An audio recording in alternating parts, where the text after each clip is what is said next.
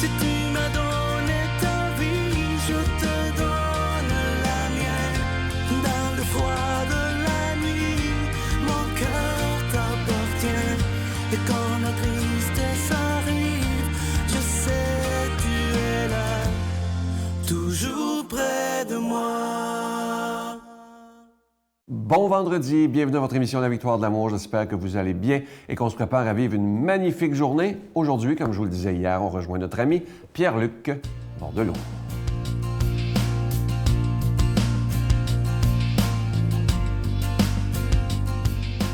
Bon matin à vous, très heureux de vous retrouver en ce vendredi. Et oui, et désormais, je suis le vendredi, alors vous pouvez continuer à me suivre de toute façon. Aujourd'hui, je m'intéresse à un sujet qui n'est pas vraiment le mien. Vous allez vous dire, bon Dieu, il se prend pour qui pour parler de ça? Je m'intéresse à la vieillesse. En fait, je m'intéresse à notre vieillesse, à tous, là. Moi, souvent, quand je croise des gens qui sont d'un certain âge, on me dit personnes âgées, là, je pose toujours souvent une question. C'est quoi le truc pour être heureux en vieillissant?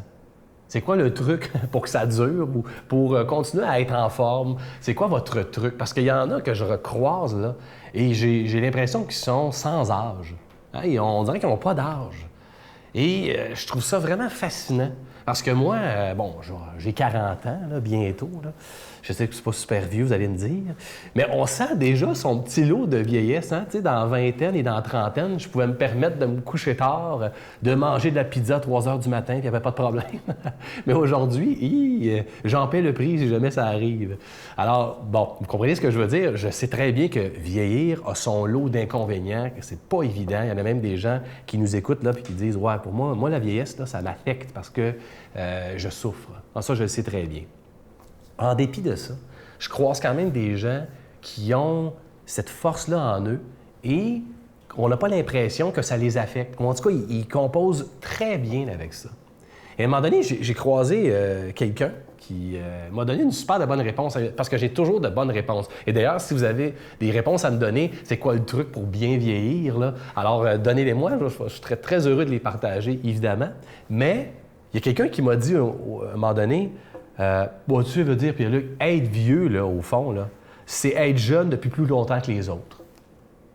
Tu trouves ça intéressant? C'est être jeune depuis plus longtemps que les autres. Autrement dit, on conserve notre cœur de jeune. Ça, j'aime pas ça dire ça. Là, on est une personne avant notre âge. Et c'est ça mon point.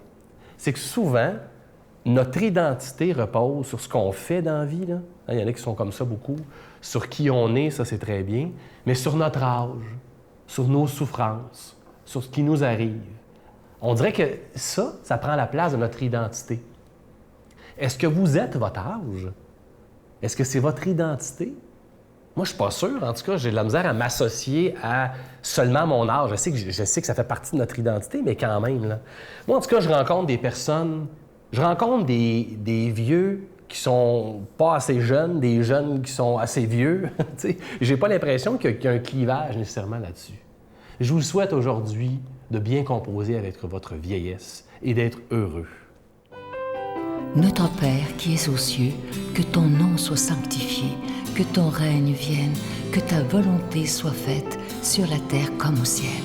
Donne-nous aujourd'hui notre pain de ce jour. Pardonne-nous nos offenses comme nous pardonnons à ceux qui nous ont offensés. Ne nous laisse pas entrer en tentation, mais délivre-nous du mal, car c'est à toi qu'appartient le règne, la puissance et la gloire pour les siècles des siècles. Amen. La Victoire de l'amour vous invite à venir vivre des moments inoubliables en Italie en compagnie du père Michel Marie, Miguel Padilla, Brigitte Bédard et la participation occasionnelle de Sylvain Charon. Nous visiterons Venise, Vérone, Pise, Florence, Assise, Tivoli et Rome, la ville éternelle. Célébration eucharistique avec le père Michel Marie. Nous assisterons aussi à l'audience générale avec le pape François au Vatican du 1er au 13 juin 2019. Information 514-288-6077 ou sans frais 1-800-465-3255. Je suis tellement content de vous parler de ce magnifique cadeau du mois pour le mois de septembre. Il a été fait sur mesure pour la Victoire de l'amour. Vous le verrez jamais en magasin. Il s'agit du pendentif de la création. Il est plaqué or et déjà béni. Et je veux remercier l'artisan qui l'a fait. C'est fabriqué au Québec. C'est vraiment, je trouve que c'est tellement un beau talent. Alors, je vous rappelle que vous le recevrez avec un don de 25 et si vous en voulez deux, avec un don de 40 Je vous donne l'adresse en vous rappelant que vos dons servent évidemment à produire et à diffuser des émissions de la Victoire de l'amour depuis plus de 23 ans maintenant, parce qu'on doit payer pour être à la télévision, que ce soit pour la production et la diffusion. Alors, je vous rappelle, ce magnifique pendentif de la création qui est plaqué or est déjà béni. Je vous donne l'adresse, la Victoire de l'amour, casier postal 120, succursale Boucherville à Boucherville, le J4B 5E6, je vous la redonne. La Victoire de l'amour, casier postal 120, succursale Boucherville à Boucherville, le J4B 5E6. Également par téléphone, par carte de crédit du lundi au vendredi de 8h30 à 16h30 dans le 514-523-4433, 523-4433 ou sans frais, le 1-888-811-9291, 1-888-811-9291 et aussi sur notre site Internet, le www.lavictoiredelamour.org.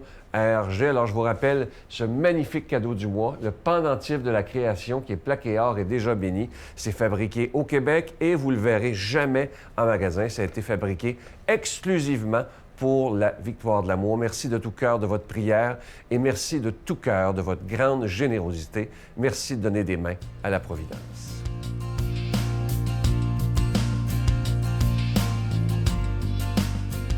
Mon Dieu, donnez-moi la sérénité d'accepter les choses que je ne peux changer, le courage de changer les choses que je peux et la sagesse d'en connaître la différence. Amen. Aujourd'hui, la parole de Dieu est proclamée par notre ami, on l'apprécie beaucoup pour sa grande profondeur, l'abbé Éloi Giard.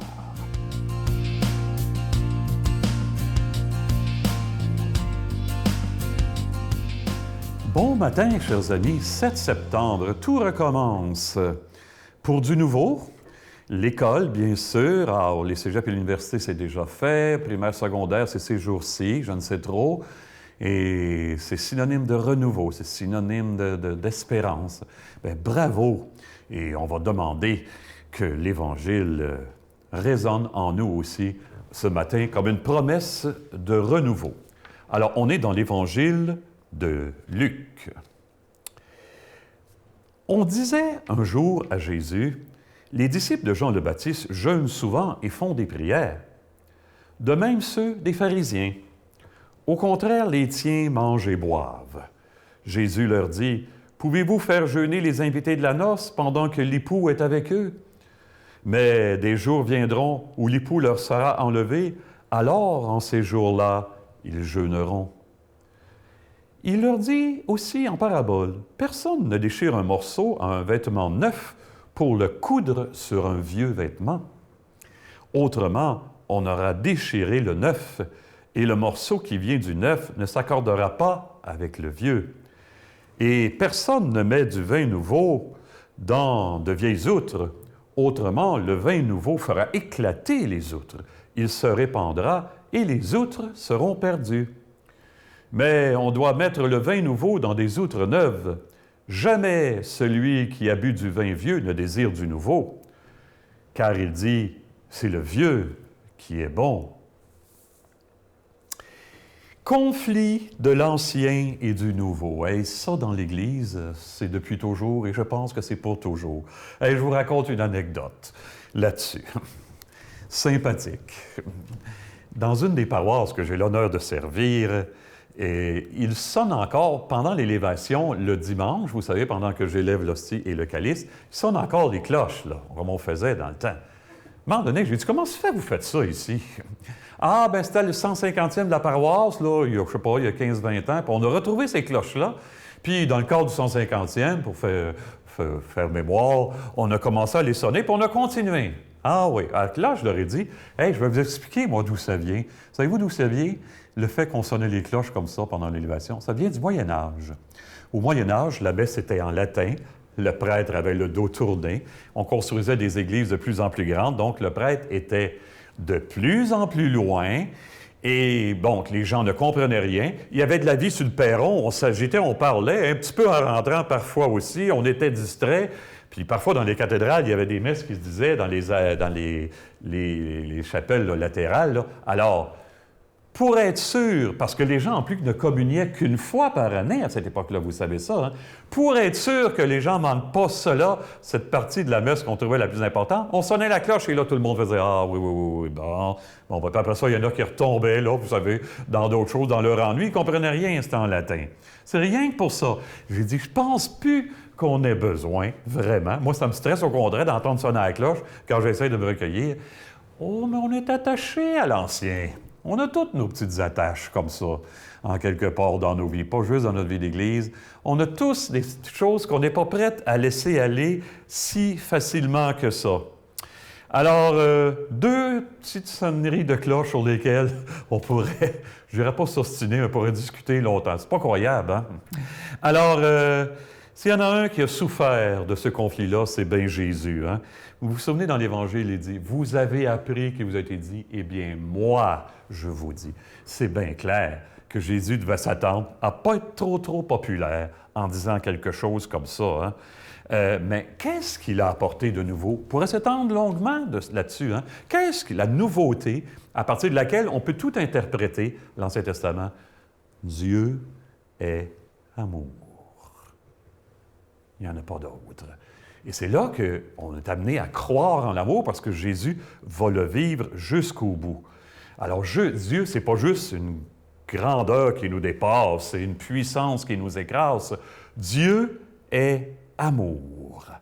Alors, écoutez, je rencontrais des élèves secondaire 5 il y a quelques mois dans une classe et j'ai été amené à leur dire, discussion qu'on avait, si tu rouvres une fois ton cœur grand comme ça, là, pas grand ça, là, mais si une fois tu oses le faire, là, si tu lui laisses lui dire ce qu'il a toujours voulu te dire, mais que tu lui as jamais permis de te dire, parce que tu sais bien trop que tout va changer, si une fois tu laisses ton cœur s'ouvrir grand comme ça, jamais plus ensuite tu seras capable de le faire taire. C'est ça une outre neuve. Et c'est ça le vin nouveau qui va jaillir. Le don qui est au-dedans de toi, auquel tu ne fais pas confiance. Mais si une fois tu oses ouvrir, tu vas sentir qu'il y a quelque chose qui peut tout changer ta vie au fond de toi. Faire confiance à l'amour. On demande ça à Jésus aujourd'hui. Oser faire confiance à l'amour comme lui, qu'il nous soit donné sa bénédiction. Avec le Père, Fils et Esprit Saint. Amen. Bonne vie, bonne journée tout le monde. Je vous salue Marie, pleine de grâce. Le Seigneur est avec vous. Vous êtes bénie entre toutes les femmes, et Jésus, le fruit de vos entrailles, est béni. Sainte Marie, Mère de Dieu, priez pour nous pauvres pécheurs, maintenant et à l'heure de notre mort. Amen. La victoire de l'amour présente Marie, mon secret, icône de la beauté divine. Avec le Père Michel Marie plongé dans cette véritable retraite spirituelle de plus de 6 heures sur Marie, Mère de Dieu. Et apprenez comment il peut naturellement nous guider vers son Fils.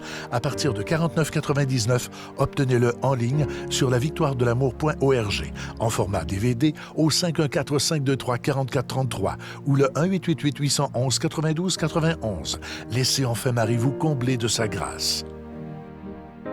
Je vous rappelle que cette magnifique retraite spirituelle sur DVD de plus de 6 heures avec le Père Michel Marie, qui s'intitule « Marie, mon secret, icône de la beauté divine », c'est maintenant disponible depuis quelques jours. C'est soit 2 DVD pour un total de 6 heures avec le Père Michel Marie, ou si vous préférez l'avoir immédiatement, dans quelques secondes, vous allez sur Internet, notre site, le www.lavictoiredelamour.org, et vous allez voir, la publicité est là, vous pourrez le commander rapidement. Je vous rappelle l'émission de dimanche pour la rentrée, absolument extraordinaire. Je reçois avec beaucoup de joie Gilles Melançon. Vous n'avez peut-être entendu parler aux nouvelles. Cet homme a gagné 6 millions de dollars à la loterie et vous savez quoi? Il l'a donné à une inconnue. Moi, je n'en reviens pas, j'ai hâte. Vous allez voir, c'est tout un témoignage. On dirait un roman, mais pourtant, c'est bel et bien vrai. Ne manquez pas ça. Dimanche, il y a des êtres exceptionnels sur cette planète. Bye bye, à demain. Il y a une dizaine d'années, j'ai pris des billets, puis j'ai arrivé, puis j'ai dit, tu viens de gagner 6 millions, puis c'est toi qui vas décider si tu m'en donnes ou pas. Quand que j'ai dit ça, c'était tellement émotif. On n'avait même pas envie de parler. On se regardait, puis c'était fou, là.